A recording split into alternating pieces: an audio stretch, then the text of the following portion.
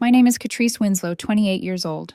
Our apartment still smelled like new beginnings, fresh paint clinging to the walls, faint sawdust in the floorboards that caught the early autumn light. Every surface whispered of careful choices Adrien and I had made together. The matte black handles we argued about at midnight, the kitchen island we finally agreed on after touring half the showrooms in the city, the soft gray walls I swore would feel warmer than they looked. It wasn't just an apartment, it was the proof that 5 years of scraping, dreaming, and holding each other through lean nights had built something solid. I remember standing in that kitchen, fingers brushing the counter, and saying, I still can't believe this is real. Adrien had pulled me into the empty living room and said, Get used to it, Katrice. This is our first chapter, the good one. His voice had the kind of certainty I wanted to believe in. Back then, I thought he was right. That was before his parents decided to edit the chapter as if it were theirs to write. The first dinner at Callum and Helen's estate wasn't dinner at all. It was an audition. Their house sat on a hilltop behind steel gates, glass walls reflecting the dusk like they wanted to trap the whole horizon in their possession. Inside, everything gleamed too much to touch. Leather chairs without creases, marble counters free of fingerprints. Even the air smelled curated, like white orchids and polish. Callum opened with the kind of smile that wasn't a smile at all. So, Katrice, your father's a doctor, correct? His tone made it sound like an accusation.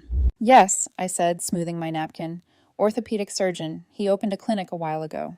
Helen leaned forward, lipstick perfect, her voice dipped in sugar. And your mother works with him? She manages the administrative side, finances too. Helen blinked slowly, a performance of surprise. Interesting. I always thought physician households had the luxury of one parent staying home. She likes working, I said evenly, though I could feel the heat crawl up my neck. Callum poured wine like a man weighing judgments. Or maybe the practice isn't as profitable as we assumed. Dad, come on, Adrien cut in, a crack of real discomfort. It's not judgment, son, just curiosity. You're marrying into her family, too. But it wasn't curiosity.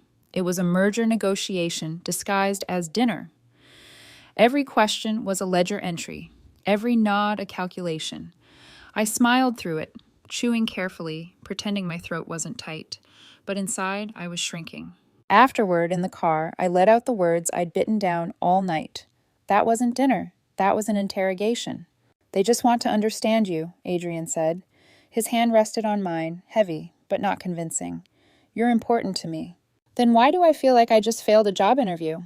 He looked out the window. They'll come around. But they didn't. 2 weeks later, while I was buried in a client presentation, my phone buzzed with a call from our building concierge. Miss Winslow, a moving crew is here with deliveries for your unit. I didn't order anything, I said. When I got home that evening, my stomach dropped. Our apartment, our clean, careful, hard-earned apartment, had been transformed into something that looked like a showroom for a Victorian dollhouse. Pale pink velvet couches, gauzy curtains that cut the light into shreds, a gilded mirror taller than I was, and a fainting couch that belonged in some century that wasn't this one. Adrien stood in the center of it all, his face slack, whispering, This wasn't us. Then came the knock. Callum and Helen waltzed in as if they owned the air. Helen's smile was rehearsed. Surprise, she sang, gesturing like a magician unveiling a trick. We thought we'd give you a head start on your honeymoon suite. You bought all this? Adrien asked, stunned. Custom ordered, Callum said with pride. Imported Italian craftsmanship. A proper start for a proper couple. I tried to keep my voice neutral. We already picked our furniture. Helen tisked softly. Your taste leans minimal. We wanted to elevate the aesthetic. You're married now, or about to be. This is your new life. Adrien stepped forward. Mom, you should have asked us. Oh, stop. She waved him off like a child interrupting grown-ups. This is a gift. You're welcome. 3 days later, an envelope arrived with my name typed neatly on the front. Inside, an invoice. $21,480. No payment plan. No prior warning. My name, not Adrien's. I waited until brunch to bring it up, thinking maybe I'd misunderstood, that maybe generosity could sometimes look cruel by mistake. Callum, I began carefully, I appreciate the gesture, but I can't afford this furniture, and I didn't ask for it. His fork paused midair. His eyes narrowed, like I'd failed to read the fine print. You think I'd bill you if I didn't expect you to pay? But you said it was a gift, a wedding contribution. If you want to live like a Winslow, fine, but we wanted you to have something better. That comes at a price. He leaned back, waiting for gratitude that would never come. Try saying thank you. I looked at Adrien. His jaw tightened, but his eyes slipped away from mine. He said nothing. The silence between us was louder than Callum's voice. That night, while Adrien pretended to read, I sat in the darkened kitchen, tracing the edge of that invoice with my finger. The numbers glared back at me like a warning. This wasn't just about furniture. It was about control, about who would own our lives once the vows were said. I thought about my parents. My father, steady with his patients, my mother running numbers late into the night so the clinic could survive. They'd built something together, side by side, not perfect, but equal. And here I was, watching my life slowly rewritten in rose and ivory, wondering if Adrien even saw what was happening. Around midnight, my phone buzzed. A text from the building concierge. Just confirming. The Bennetts requested access again tomorrow. They said they're family, so we allowed it. Is that correct? I stared at the screen, pulse hammering. Family. Already written into the system. Already holding the keys. And for the first time, I felt the apartment wasn't mine at all. Helen never asked before coming over. She appeared the way storms did, uninvited, sudden, and certain of their right to rearrange everything in their path. The first time was a set of throw pillows, floral patterns so loud they drowned out the quiet elegance I'd fought for in our space. A little warmth, she said, fluffing them with satisfaction, as though she were bestowing a blessing. The second time she came with a clipboard, just making sure the flatware is durable enough. Weddings bring guests, and guests bring accidents. She ran her fingers along our shelves, inspecting like an art critic, pausing to frown at the stainless steel knives I'd bought on sale. These will dull too quickly. You'll thank me when I replace them. By the third visit, she didn't even pretend. I came home one afternoon to find our doormat gone, replaced by a new one. Block letters, crisp and unforgiving. The Bennetts. I hadn't even changed my last name yet. Adrien stood awkwardly by the door, as though caught in the middle of something he wanted to vanish from. She means well, he muttered. Does she? I snapped. Or does she mean control? He sighed. It's just a mat. But it wasn't. It was erasure. Every small correction, every subtle replacement was a thread pulled loose, unraveling the fabric of who I was in this relationship. At night, when Adrien drifted into sleep, I lay awake cataloging the invasions, the curtains that filtered light into a stranger's shade, the vase Helen had swapped for our hand-thrown pottery, the way she lingered in the kitchen, suggesting elevations, while I bit my tongue until I tasted iron. I had grown up in a house where work was survival, not performance. My parents never owned marble counters or imported furniture, but they owned each other's respect. My father's hands carried the weight of broken bones and mended ligaments. My mother's hands carried ledgers that kept the clinic alive. They never pretended perfection, but they built something real. Adrien's world had been different. He had been groomed to appease, to nod, to smooth over the sharp edges of Callum's demands. Keep the peace was his training, and I saw it every time he looked away when I needed him to look at me. His silence wasn't neutral. It was allegiance to the louder voice in the room. One evening, as I folded laundry, Helen breezed in unannounced again. She set down a shopping bag and pulled out a shimmering silver runner for the dining table. The one you had was far too plain. You'll want something elegant for the rehearsal dinner. I froze, the towel clenched in my hands. Helen, you can't just... She cut me off with a practiced smile. Katrice, darling, don't make this harder than it is. We're family. Family helps. Family helps. The phrase curled in my stomach like something rotten. After she left, Adrien found me standing at the table, staring at the runner like it was a snake. I'll talk to her, he said softly, though his eyes betrayed the truth. He wouldn't. You don't talk to her, I whispered. You asked for permission. He flinched, as though I'd hit him, but said nothing. The weeks leading up to the wedding blurred into a cycle of intrusion and retreat. Helen stopped by the bridal boutique to suggest alternatives to my gown. She texted the planner at midnight with seating adjustments. She even commented on my father's speech, warning, "Let's not let him go on too long. It's such a bore when parents mistake weddings for memoirs." Every correction was framed as kindness. Every violation wrapped in the silk of elevating our lives. And every time, Adrien's silence hollowed me out a little more. On the night before the wedding, I stood in our bathroom, staring at my reflection. My dress hung in the next room, simple and elegant, a garment I had chosen because it felt like me. My chest ached with a question I hadn't dared ask aloud. Did Adrien love me enough to fight for me, or only enough to keep me quiet? When I stepped into the hallway, my phone buzzed with another message from the concierge. Just confirming, the Bennetts requested building access again this evening. Should I continue approving?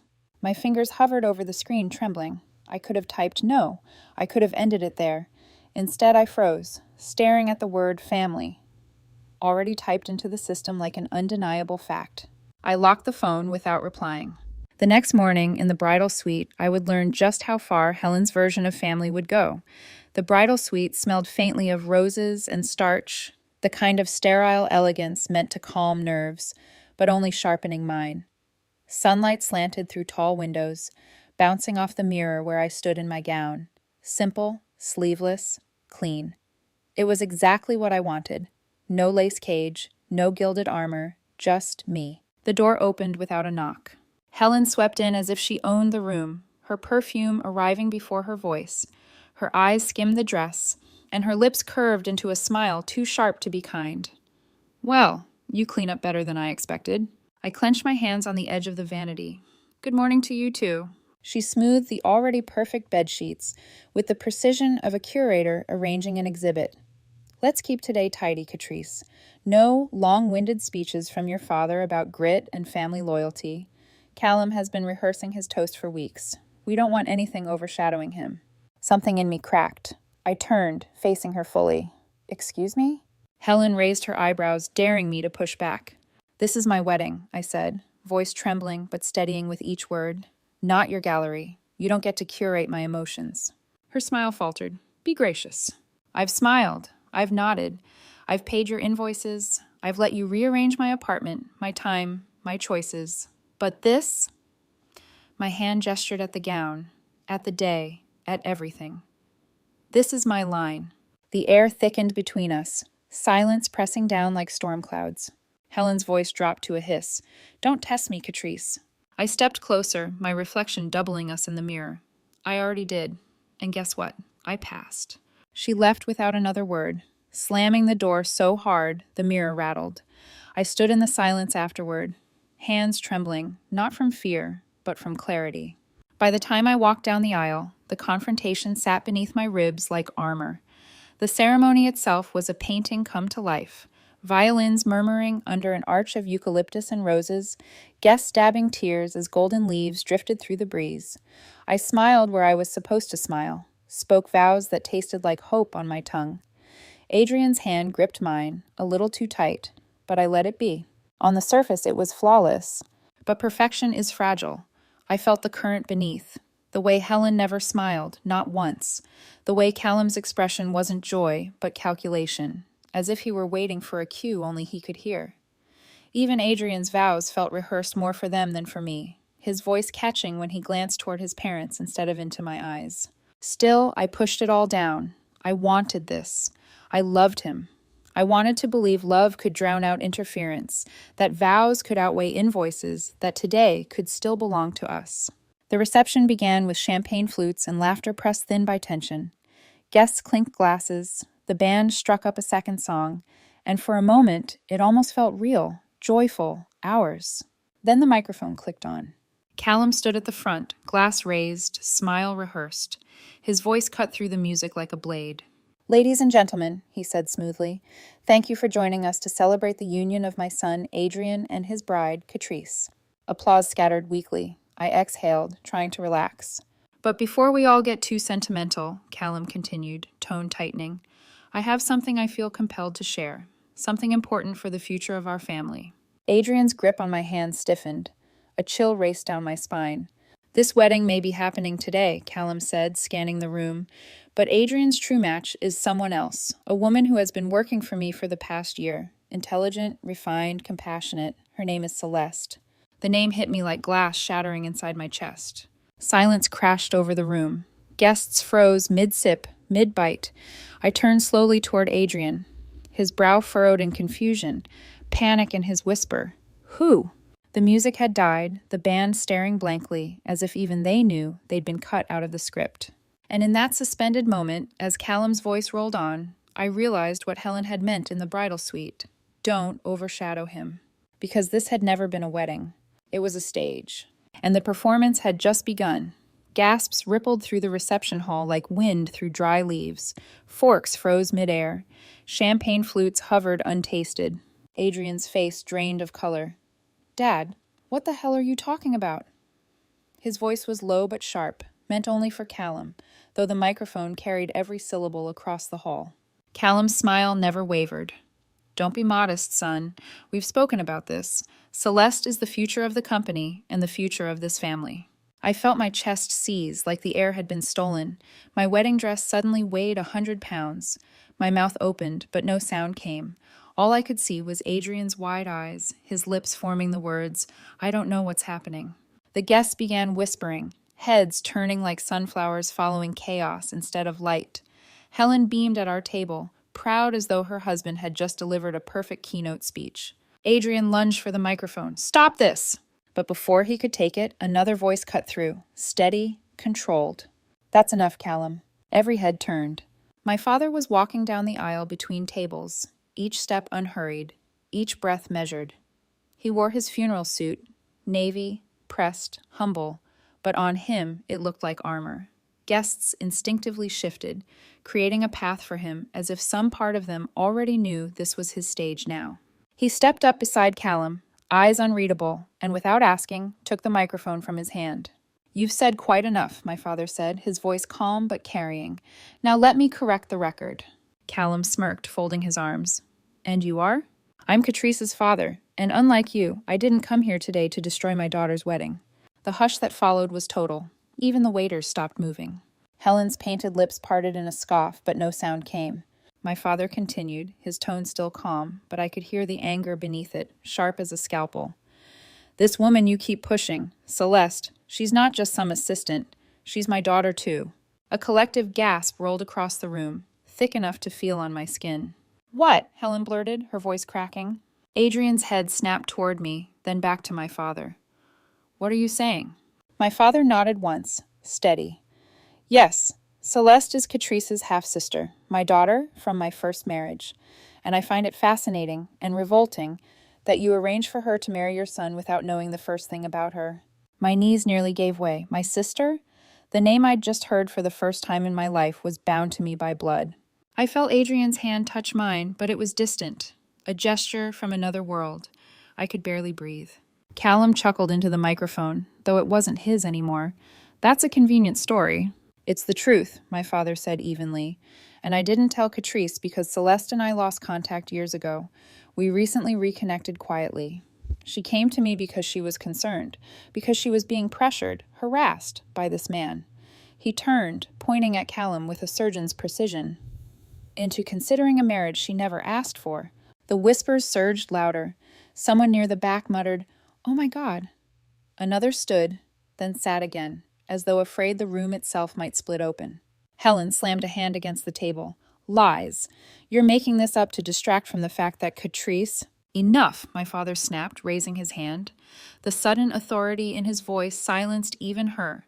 Celeste has documentation. Texts, emails, dates. She left your company last week. Callum leaned in, grabbing at the microphone, but my father didn't let go. Where's the proof? Callum demanded. From his jacket pocket, my father pulled out a sealed envelope. He held it high enough for the guests to see. Family court documents, DNA verification. Copies have already been provided to your HR department. By morning, they'll be impossible to ignore. Adrien stared at his father, voice trembling. Is this true? Callum's jaw locked, his silence louder than any denial. I stood frozen, the room spinning around me, my hands clenched in my dress. My heart pounded with the realization. The furniture, the blush palette, the invoice in my name, none of it had been meant for me. It had all been staged for her. For Celeste. My sister. The hall was no longer a reception. It was a courtroom. Guests whispered behind linen napkins, some too stunned to look away, others already calculating their exit. Adrien's grip on my hand felt clammy, desperate, like he was trying to tether himself to reality. Callum finally yanked the microphone back, his composure cracking. Even if what you say is true, some long-lost daughter, some Coincidence. That doesn't prove anything. And it doesn't change the fact that Adrien and Celeste would have been a perfect match. Perfect match. The phrase dripped with entitlement, as if marriage were no more than aligning columns on a spreadsheet. My father's face remained calm, but his eyes darkened. You pressured her, Callum. Promised her wealth, status, property. You pushed her into a corner, and when she refused, you tried to humiliate both my daughters in public. Murmurs rippled. A man at the far table stood abruptly. I'm on the board of Halden Realty, he said, voice sharp. If this is how Bennett Construction handles family matters, I won't risk a multi-year contract with you. Another woman chimed in from across the room. We were considering a deal with Bennett next quarter. After this, forget it. Callum's face blanched. He raised both hands, trying to contain the wildfire. Please, everyone, let's be rational. This is a personal misunderstanding, not a business matter. You made it business the moment you stepped up with that speech, my father interrupted, voice cutting like a scalpel. Helen surged to her feet, fury vibrating in her posture. This is all a distraction. Katrice isn't suited for this family, and you know it. Celeste was the better choice. The words sliced through me. I wanted to scream, to demand what gave her the right to measure me against a woman I'd never even met. But before I could, my father dropped another blow. That house you've been dangling in front of them, the one already furnished, prepared, it's not yours to give. Callum's head snapped toward him. What are you talking about? I built it, my father said, each word deliberate, paid for it in full, deeded it to Katrice as a wedding gift. Gasps rippled again. I stared at him, stunned. Dad, what? Callum scoffed, voice cracking. Impossible. You're a physician, not a developer. I'm also a business owner, my father said evenly. And the majority of your construction contracts, the ones that kept your company afloat, come from my clinic and affiliated properties. His gaze locked on Callum, cold and surgical. As of today, those contracts are under review. A stunned silence fell. Callum's face drained of color. Helen's lips parted in disbelief. For the first time, I saw fear flicker across their perfect facade. Adrien let go of my hand. He stepped forward, shoulders squared, voice steadier than I had ever heard it. Enough. His father turned, startled. Adrien. No, Adrien cut him off, his voice sharp with a conviction I hadn't expected. You've lied to me. Tried to sabotage my marriage before it even began. For what? A prettier assistant? A more suitable woman? You didn't even realize you were trying to set me up with Katrice's sister. Helen gasped. Watch your tone. Adrien's eyes burned. No, you watch yours. The room went still. I believe my wife, Adrien said, turning back to me. His voice lowered, meant for me alone, but still audible in the charged silence. I'm sorry for not standing up sooner, for letting them bulldoze you, us. Tears blurred my vision, but I didn't let them fall. I nodded once, tight.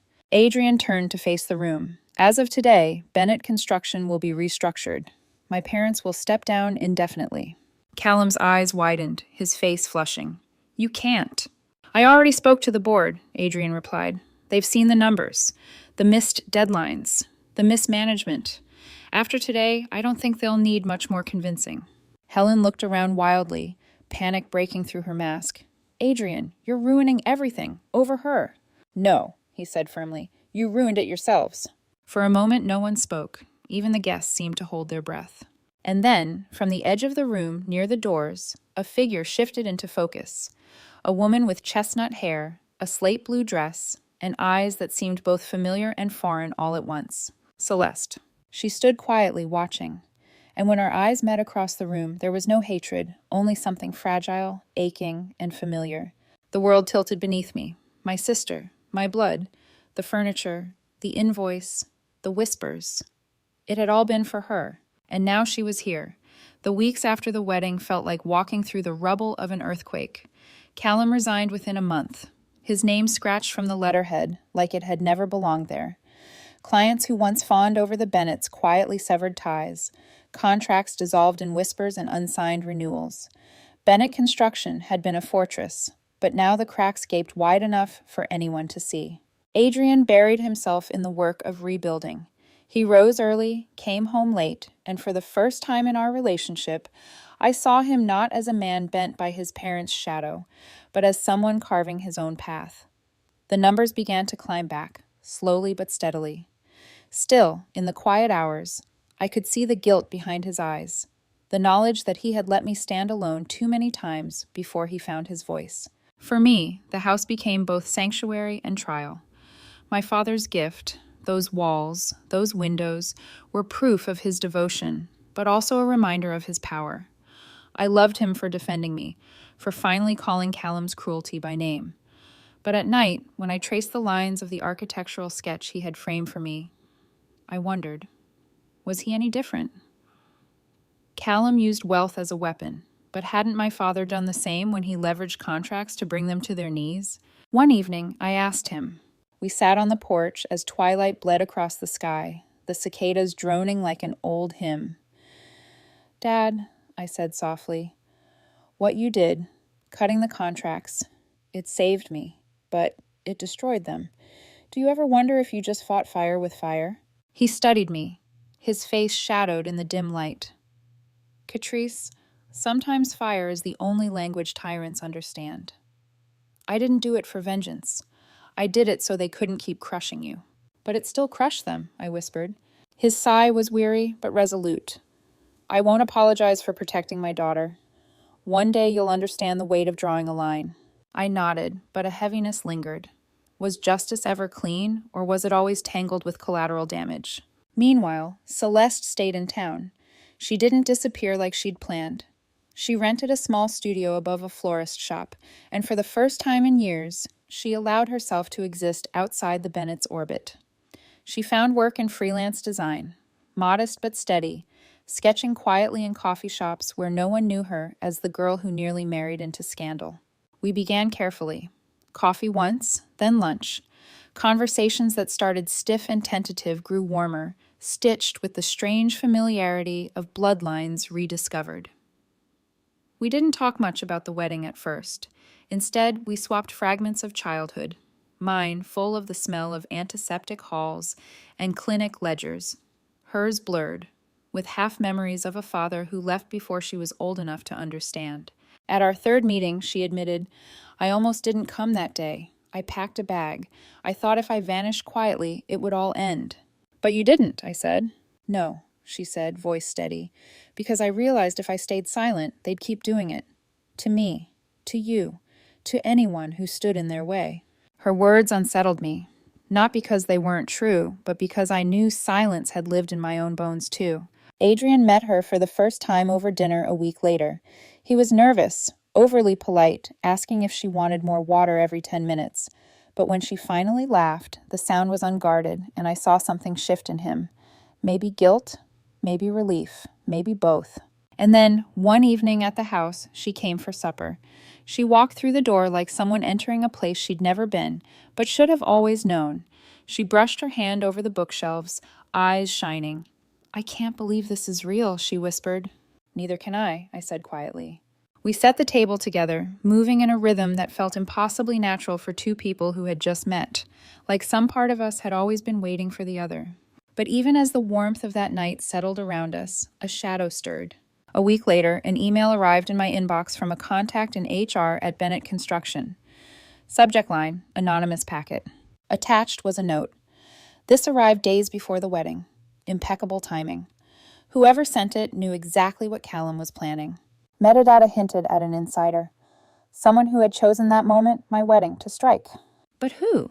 Adrien finally finding the courage to act sooner than he admitted? A bored ally, watching for the perfect chance to topple Callum? Or Celeste, protecting us both from within? The question throbbed quietly at the edges of my mind, a puzzle I wasn't sure I wanted solved. Because sometimes the truth doesn't free you. Sometimes it binds you tighter. The house settled into its own rhythm, as if it had been waiting for us. Morning light stretched across the wooden floors, catching on the imperfections my father had insisted made it real. At night, the silence wasn't hollow anymore. It was full, lived in, threaded with the low hum of possibility. Celeste came often, sometimes with a basket of sketches, sometimes with nothing but a hesitant smile that softened once she crossed the threshold. Supper with her no longer felt like a cautious experiment. It felt like family. One evening, she stood in the living room, hand drifting along the shelves.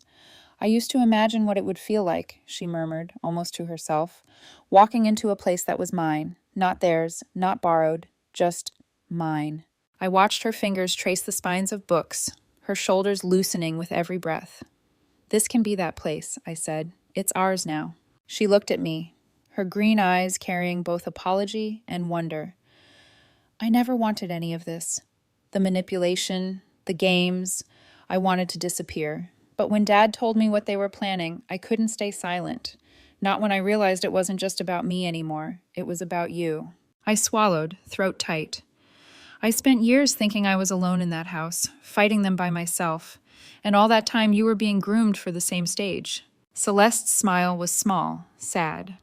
We were both pawns, but pawns can still tip the board if they refuse to move.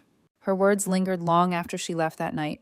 Adrien was quiet for days after, haunted by the fallout of dismantling his parents' empire. Sometimes I caught him staring at the company reports, as if searching for proof that rebuilding was possible. Other times I found him watching me, guilt and gratitude battling in his eyes. He had chosen me, finally, but choice didn't erase the history of silence. And beneath it all, the question from that HR email pulsed like a heartbeat I couldn't ignore. Anonymous packet, days before the wedding. Impeccable timing. Who had sent it? Late one night, after Adrien had gone to bed, I sat at the desk in the study and opened the file again. The metadata revealed little, just a trace of a local IP address routed through layers of concealment. But one thing stood out: the formatting, the way the evidence had been collated, meticulous, almost surgical. Whoever it was had planned this carefully, not as an act of impulse, but as strategy. Adrien swore it hadn't been him. His eyes had held truth when he said it, though a part of me wondered if he was protecting his pride. A bored ally could have had motive, hungry for leverage. But then there was Celeste. The precision, the timing, the quiet resolve, every clue tugged toward her. Had she orchestrated the reveal? Had she chosen to detonate the bomb at my wedding because it was the only stage where Callum couldn't control the narrative? I thought of the way she had looked at me that first night, standing in the doorway of the house, whispering, "I can't believe this is real." There had been relief, yes, but also exhaustion. The look of someone who had been carrying a secret too long. If it was her, she would never admit it, and maybe I didn't want her to. Because sometimes the truth isn't a clean gift. It's a chain that binds you to the choices someone else made in your name. The house creaked softly as the wind shifted outside. I closed the file and let the computer screen go dark. In the living room, the shelves waited for fingerprints that would take years to accumulate. I imagined them filled with pieces of both our lives, my book stacked against Celeste's sketches, Adrien's framed blueprints beside my father's old clinic ledgers. Imperfect, mismatched, but real. The doorbell rang just before midnight. On the porch sat a small padded envelope, no return address. Inside was a single brass key, heavy and cool in my hand. No note, no explanation. Postmarked days before the wedding. I stared at it, the metal catching the faint light. Somewhere in the distance, thunder rumbled, low, steady, not threatening, but insistent, like a reminder. Storms don't always destroy. Sometimes they clear the air. I closed my fist around the key, unsure if it unlocked a door I wanted to open. The house was quiet, but the truth was loud, waiting.